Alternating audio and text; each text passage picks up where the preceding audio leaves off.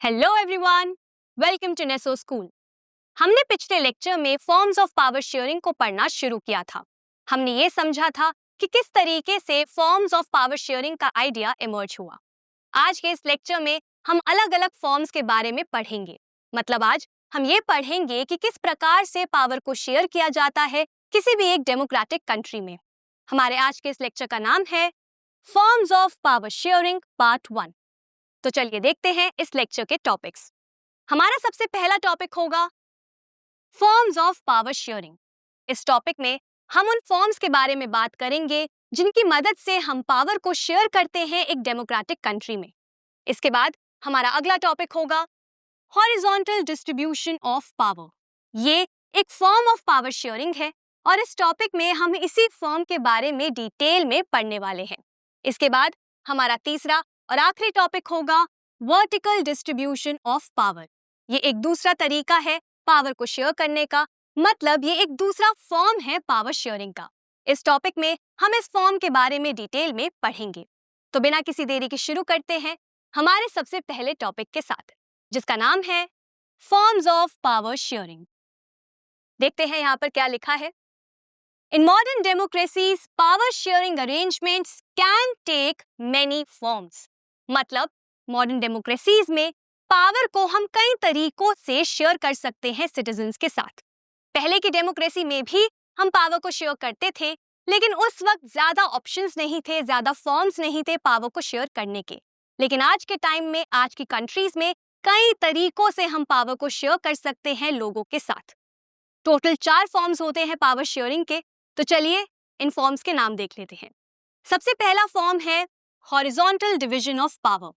इस फॉर्म में हम पावर को गवर्नमेंट के डिफरेंट ऑर्गन्स के साथ शेयर करते हैं। इसके बाद दूसरा फॉर्म होता है वर्टिकल डिवीजन ऑफ पावर, जहां पर हम पावर को गवर्नमेंट के अलग अलग लेवल्स के बीच में डिवाइड करते हैं, शेयर करते हैं। इसके बाद हमारा तीसरा फॉर्म होता है जब हम पावर को डिफरेंट सोशल ग्रुप्स के बीच में शेयर करते हैं, मतलब अमंग डिफरेंट सोशल ग्रुप्स। एक देश में कई सारे सोशल ग्रुप्स होते हैं क्योंकि हर एक देश में काफी ज्यादा डाइवर्सिटी होती है। तो जब हम पावर को अलग अलग ग्रुप्स के बीच में शेयर कर देते हैं तो वो तीसरा फॉर्म बन जाता है पावर शेयरिंग का। इसके बाद हमारा फोर्थ और लास्ट फॉर्म होता है पावर शेयरिंग का among political parties, pressure groups and movements.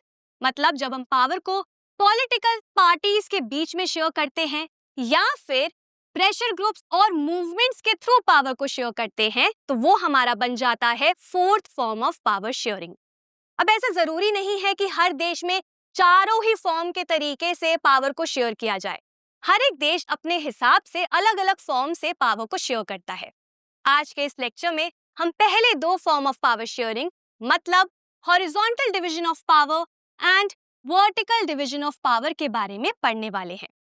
तो इसी के साथ हमारा ये सबसे पहला topic forms of power sharing खत्म होता है। अब आगे बढ़ते हैं हमारे सबसे पहले फॉर्म ऑफ पावर शेयरिंग की तरफ, मतलब हॉरिजॉन्टल डिस्ट्रीब्यूशन ऑफ पावर। ये फॉर्म आप सभी के चैप्टर में यहां से यहां तक दिया गया है। तो चलिए पढ़ लेते हैं इस फॉर्म के बारे में। हमारा सबसे पहला पॉइंट है power is shared among different organs of the government such as the legislature, executive and judiciary। मतलब जब पावर को गवर्नमेंट के अलग अलग ऑर्गन्स के साथ डिवाइड किया जाता है, शेयर किया जाता है, तो उसी फॉर्म को हम हॉरिजॉन्टल डिस्ट्रीब्यूशन ऑफ पावर बोलते हैं। हमने पहले भी ये पढ़ा है कि गवर्नमेंट के 3 इंपॉर्टेंट ऑर्गन्स होते हैं, जिनके नाम है लेजिस्लेचर, एग्जीक्यूटिव एंड जुडिशरी। इन तीनों ही ऑर्गन्स के अलग अलग फंक्शंस होते हैं, अलग अलग पावर्स होती हैं, और ये तीनों ही मिलकर एक गवर्नमेंट को फॉर्म करते हैं और गवर्नमेंट के फंक्शंस को एक्सरसाइज करते हैं। तो जब पावर्स को इन्हीं तीनों ऑर्गन्स के बीच में इक्वली डिवाइड किया जाता है, मतलब इक्वली शेयर किया जाता है, तो उसी को हम हॉरिजॉन्टल डिस्ट्रीब्यूशन ऑफ पावर बोलते हैं। हमने ये पहले भी पढ़ा है कि लेजिस्लेचर का काम होता है लॉज को बनाना, एग्जीक्यूटिव का काम होता है उन लॉज को इम्प्लीमेंट करना, और जुडिशरी का काम होता है लॉज को इंटरप्रेट करना और जस्टिस को मेंटेन करना।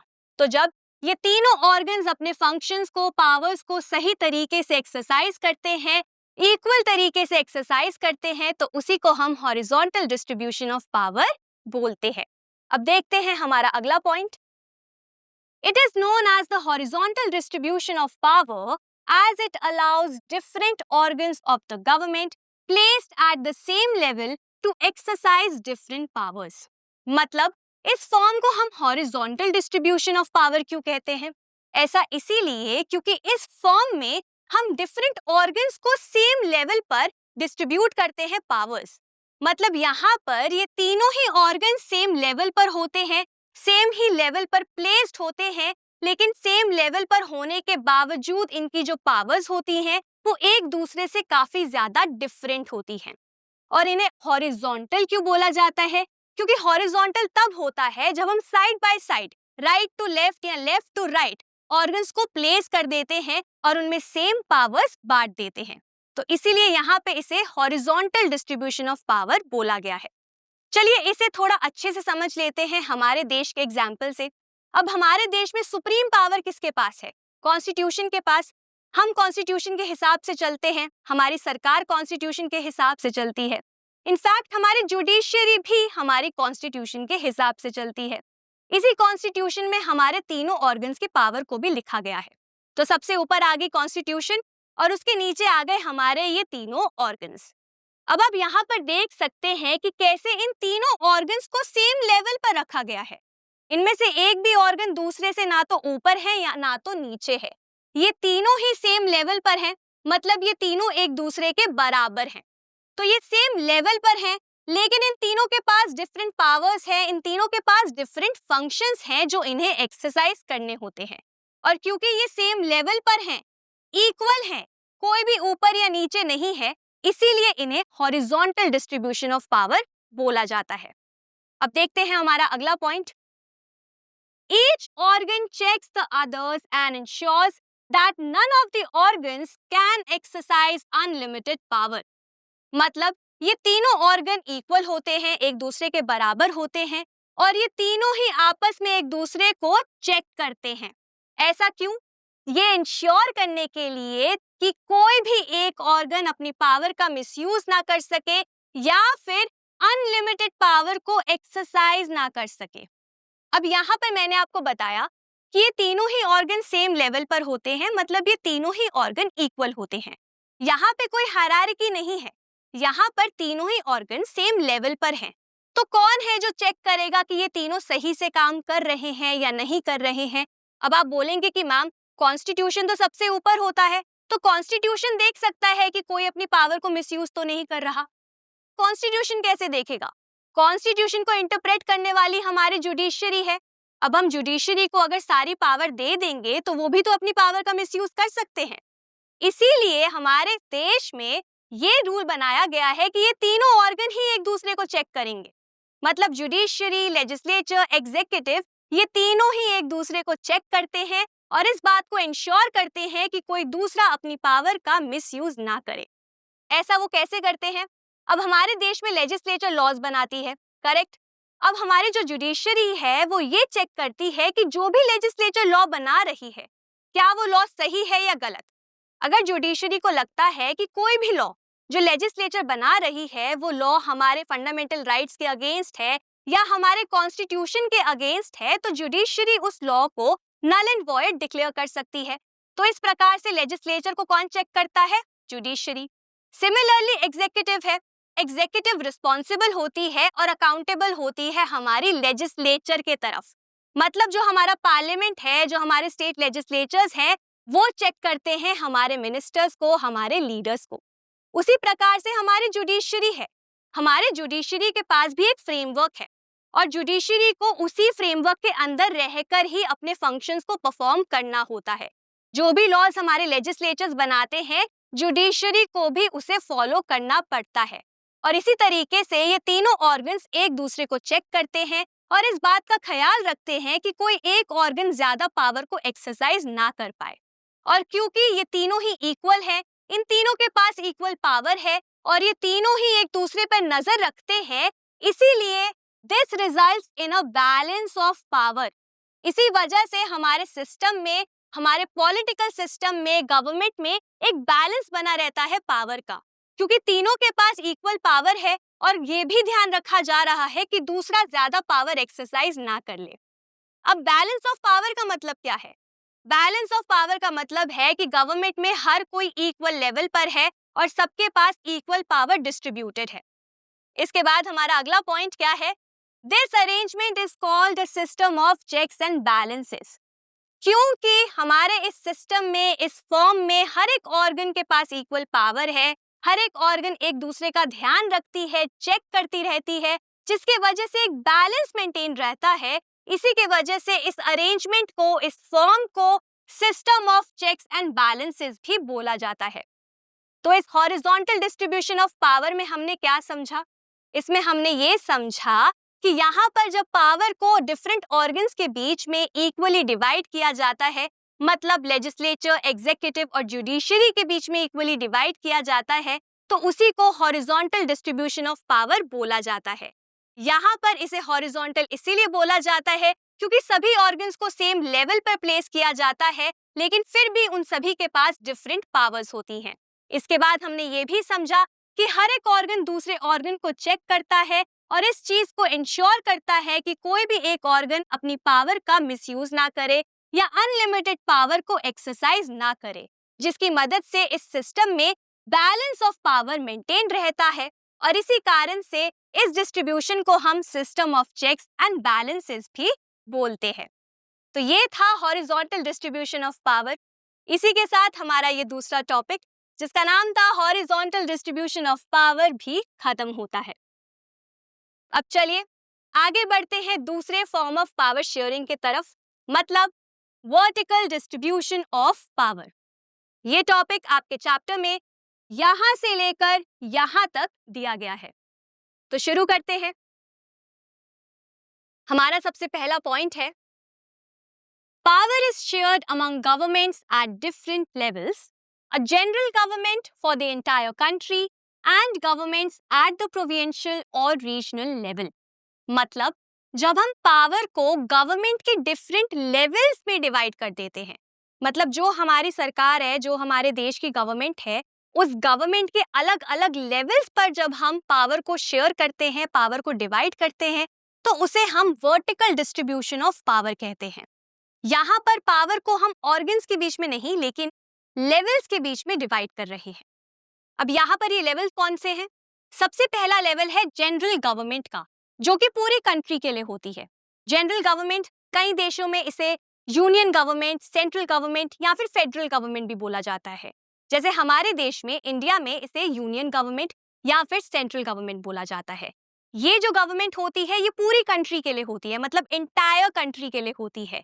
ये हमारे देश से रिलेटेड जो नेशनल इंपॉर्टेंस के टॉपिक्स होते हैं, उनके लिए डिसीजंस लेती है और पूरे देश को गवर्न करती है। तो ये सेंट्रल लेवल पर होती है, जिसे यहाँ पर जनरल गवर्नमेंट बोला गया है। इसके बाद जो दूसरा लेवल होता है गवर्नमेंट का, वो गवर्नमेंट्स होती हैं यहाँ पर जो कि प्रोविंशियल या फिर रीजनल लेवल पर होती हैं। जैसे कि हमारे देश में जो स्टेट गवर्नमेंट्स हैं, जो हर एक स्टेट के लिए अलग अलग गवर्नमेंट्स बनाई गई हैं, उन्हीं की यहाँ पर बात करी गई है। उन्हीं गवर्नमेंट्स को प्रोविंशियल या फिर रीजनल लेवल की गवर्नमेंट्स बोला जाता है। तो जब पावर को सेंट्रल गवर्नमेंट, मतलब जनरल गवर्नमेंट जो हायर लेवल है, और लोअर लेवल मतलब कि स्टेट, रीजन या प्रोविंशियल लेवल की जो गवर्नमेंट्स होती हैं, उनके बीच में शेयर किया जाता है, तो उसी फॉर्म को वर्टिकल फॉर्म या फिर वर्टिकल डिस्ट्रीब्यूशन ऑफ पावर बोला जाता है। क्योंकि यहाँ पर एक हायरार्की है, यहाँ पर गवर्नमेंट सेम लेवल पर नहीं है, यहाँ पर ये एक दूसरे के इक्वल भी नहीं है, यहाँ पर एक हायरार्की है। एक गवर्नमेंट ऊपर है देश के लिए, एक है स्टेट के लिए, रीजन के लिए या फिर लोअर लेवल्स के लिए। तो यहाँ पर लेवल्स में पावर को शेयर किया गया है, जिसके वजह से इसे वर्टिकल डिस्ट्रीब्यूशन ऑफ पावर बोला जाता है। अब देखते हैं हमारा अगला point. Many countries don't have provincial or state governments, मतलब कि कई सारी कंट्रीज ऐसी भी हैं जहां पर स्टेट गवर्नमेंट्स, रीजनल गवर्नमेंट्स या फिर प्रोविंशियल गवर्नमेंट्स नहीं होती हैं। यहाँ पे अलग अलग प्रोविंसेस के लिए, अलग अलग रीजन के लिए, स्टेट्स के लिए अलग गवर्नमेंट नहीं होती है। यहाँ पर सिर्फ एक ही सरकार होगी, एक ही गवर्नमेंट होगी, सेंट्रल लेवल पर या फिर यूनियन लेवल पर। But in countries like India, where there are different levels of government, the constitution clearly defines there powers. लेकिन जिन देशों में, जिन कंट्रीज में, जैसे कि इंडिया में, जहां पर अलग अलग लेवल की गवर्नमेंट्स है, ऐसे देशों में इन गवर्नमेंट्स की पावर्स जो हैं वो क्लियरली डिफाइंड होती है, क्लियरली लिखी गई होती है उन देशों की कॉन्स्टिट्यूशन में। जैसे हमारे देश में काफी लेवल्स है गवर्नमेंट के। हमारे देश में सेंट्रल लेवल गवर्नमेंट है, स्टेट लेवल है और उसके बाद भी है। तो इन सभी गवर्नमेंट्स की पावर्स के बारे में हमारे कॉन्स्टिट्यूशन में क्लियरली लिखा गया है। ऐसा क्यों किया जाता है? ताकि कहीं भी कंफ्यूजन ना हो, कोई भी ये ना बोले कि ये पावर हमारी नहीं है या वो पावर हमारी है। इसीलिए क्लियरली लिख दिया जाता है कि हर गवर्नमेंट की ये पर्टिकुलर पावर्स होंगी या ये पर्टिकुलर फंक्शंस होंगे। ऐसा ही कुछ बेल्जियम में भी किया गया। वहां की भी कॉन्स्टिट्यूशन में लिखा गया था कि कौन कौन सी गवर्नमेंट्स होंगी। रीजन के लिए स्टेट गवर्नमेंट थी वहां पर, ब्रसेल्स के लिए अलग गवर्नमेंट थी, कम्युनिटी गवर्नमेंट्स भी थी और एक सेंट्रल गवर्नमेंट भी थी। इसी प्रकार से इंडिया में भी है। तो कई देश होते हैं जहां पर स्टेट गवर्नमेंट्स, प्रोविंसेस वाली गवर्नमेंट्स नहीं होती हैं, लेकिन जिन देशों में होती हैं वहां पर कॉन्स्टिट्यूशन में क्लियरली उनके पावर्स को डिफाइन किया जाता है, लिखा जाता है। अब इसके बाद अगला पॉइंट देख लेते हैं। It is a federal division of power where power is extended to levels of government lower than the state government। मतलब ये वर्टिकल डिस्ट्रीब्यूशन ऑफ पावर एक फेडरल डिवीजन ऑफ पावर भी है। इसे हम फेडरल डिवीजन ऑफ पावर भी कहते हैं। फेडरल क्यों कहते हैं? क्योंकि यहाँ पर अलग अलग लेवल्स में पावर को डिवाइड किया जा रहा है। यहाँ पर पावर को एक्सटेंड किया जा रहा है उन लेवल्स तक जहाँ पर स्टेट गवर्नमेंट से नीचे भी जो गवर्नमेंट आती है, उनके नीचे भी जो लोग आते हैं, उनको भी पावर दी जाती है। और जब स्टेट के बाद भी हम लोगों को पावर देते हैं, मतलब लोकल लेवल तक जब हम पावर को डिस्ट्रीब्यूट करते हैं, तो उस फॉर्म को, उस तरीके को, उस डिवीजन को हम फेडरल डिवीजन बोलते हैं। इस फेडरल डिवीजन के बारे में हम आने वाले चैप्टर्स में पढ़ने वाले हैं डिटेल में। अब देखते हैं हमारी अगली line. It is known as the vertical distribution of power as it involves dividing power among higher and lower levels of government। मतलब इस डिस्ट्रीब्यूशन ऑफ पावर को हम वर्टिकल इसीलिए बोलते हैं क्योंकि यहाँ पर हम पावर को डिवाइड कर रहे हैं हायर और लोअर लेवल ऑफ गवर्नमेंट में। मतलब यहाँ पर हम हायरार्की से चल रहे हैं, यहाँ पर हम टॉप टू बॉटम जा रहे हैं। मतलब जो हायर लेवल ऑफ गवर्नमेंट है वहां से हम पावर को ले रहे हैं, पावर को डिस्ट्रीब्यूट कर रहे हैं, शेयर कर रहे हैं लोअर लेवल्स ऑफ गवर्नमेंट तक। तो इसी हायर टू लोअर तक जब हम जाते हैं तो उसी को वर्टिकल डिस्ट्रीब्यूशन हम कहते हैं। जैसे हॉरिजॉन्टल में हम साइड बाय साइड जा रहे थे पावर को शेयर करने के लिए, यहाँ पर हम ऊपर से नीचे जाते हैं पावर को शेयर करने के लिए। और इसीलिए ये टॉप टू बॉटम जब हम जाते हैं, मतलब हायर टू लोअर लेवल तक जब हम जाते हैं और पावर को शेयर करते हैं, तो उसे हम वर्टिकल डिस्ट्रीब्यूशन ऑफ पावर कहते हैं। तो यहाँ पर हमने क्या समझा? हमने ये समझा कि जब पावर को हम गवर्नमेंट के अलग अलग लेवल्स में डिवाइड करते हैं, शेयर करते हैं, जैसे कि जनरल गवर्नमेंट मतलब सेंट्रल गवर्नमेंट और उसके बाद स्टेट गवर्नमेंट्स के बीच में, तब उसी फॉर्म को हम वर्टिकल फॉर्म ऑफ डिस्ट्रीब्यूशन कहते हैं पावर की। इसके बाद हमने ये समझा कि कई कंट्रीज में ये स्टेट गवर्नमेंट्स, रीजनल गवर्नमेंट्स नहीं होती हैं, लेकिन जिन भी देशों में ये गवर्नमेंट्स एग्जिस्ट करती हैं वहां पर कॉन्स्टिट्यूशन में इनकी पावर्स को अच्छे से डिफाइन किया जाता है। इसके बाद हमने ये भी पढ़ा कि इस सिस्टम को हम फेडरल डिवीजन ऑफ पावर भी बोलते हैं क्योंकि यहाँ पर हम पावर को स्टेट लेवल से आगे लेके जाते हैं, एक्सटेंड करते हैं लोअर लेवल्स तक। और जब हम पावर को लोअर लेवल तक लेके जाते हैं तो उसे फेडरल डिवीजन कहते हैं। और फाइनली फिर हमने ये समझा कि इस पूरे अरेंजमेंट को हम वर्टिकल क्यों कहते हैं, क्योंकि यहाँ पर हम हाई टू लोअर लेवल तक जाते हैं, मतलब टॉप टू बॉटम तक जाते हैं पावर को शेयर करने के लिए। चलिए इसका भी एक एग्जाम्पल देख लेते हैं हमारे देश की मदद से। तो हमारे देश में सबसे ऊपर क्या है? सेंट्रल गवर्नमेंट, जिसको हम यूनियन गवर्नमेंट भी बोलते हैं। ये हमारे पूरे देश को चलाती है, ये हमारी एंटायर कंट्री की गवर्नमेंट है। इसके नीचे आती है हमारी स्टेट गवर्नमेंट। हमारे देश में हर एक स्टेट की एक सेपरेट गवर्नमेंट है, वो हमारी सेंट्रल गवर्नमेंट के नीचे आती है। तो यहाँ पर एक वर्टिकल डिस्ट्रीब्यूशन हुआ, मतलब हाई लेवल से लो लेवल तक पावर को शेयर किया गया। अब यहाँ पर जब स्टेट गवर्नमेंट की पावर को हमारे देश में लोकल गवर्नमेंट्स में बांटा गया, मतलब लोकल गवर्नमेंट्स के साथ शेयर किया गया, तो यहाँ पर एक फेडरल डिवीजन हो गया पावर का, क्योंकि पावर को एक्सटेंड कर दिया गया। अब हमारे देश में लोकल गवर्नमेंट में क्या क्या है? सबसे पहले आती हैं म्यूनिसिपैलिटीज और उसके बाद आते हैं पंचायत, मतलब विलेज, सिटी, टाउन। हर लेवल के लिए जो हमारी गवर्नमेंट्स हैं उनके पास भी पावर है डिसीजन बनाने की। इस पूरे तरीके को जहां पर हम हाई टू लोअर लेवल तक जा रहे हैं और फेडरल तरीके से पावर को शेयर कर रहे हैं, इसी सिस्टम को हम वर्टिकल डिस्ट्रीब्यूशन ऑफ पावर कहते हैं। इसी के साथ हमारा ये दूसरा फॉर्म ऑफ पावर शेयरिंग, जिसका नाम था वर्टिकल डिस्ट्रीब्यूशन ऑफ पावर, भी खत्म होता है। तो आज के इस लेक्चर में हमने समझा कि 4 तरीके के पावर शेयरिंग के फॉर्म्स होते हैं। सबसे पहला हमने देखा हॉरिजॉन्टल डिस्ट्रीब्यूशन ऑफ पावर, जहां पे पावर को ऑर्गन्स के बीच में डिवाइड किया जाता है। और उसके बाद हमने देखा वर्टिकल डिस्ट्रीब्यूशन ऑफ पावर, जहां पे पावर को अलग अलग लेवल्स में डिवाइड किया जाता है, शेयर किया जाता है। आज के लिए बस इतना ही। अब अगले लेक्चर में हम बाकी के 2 फॉर्म्स ऑफ पावर शेयरिंग के बारे में समझेंगे। मैं उम्मीद करती हूँ आप सभी को ये लेक्चर अच्छा लगा होगा और अच्छे से समझ भी आया होगा। अब मैं मिलूंगी आपसे अगले लेक्चर में एक नए टॉपिक के साथ। Thank you.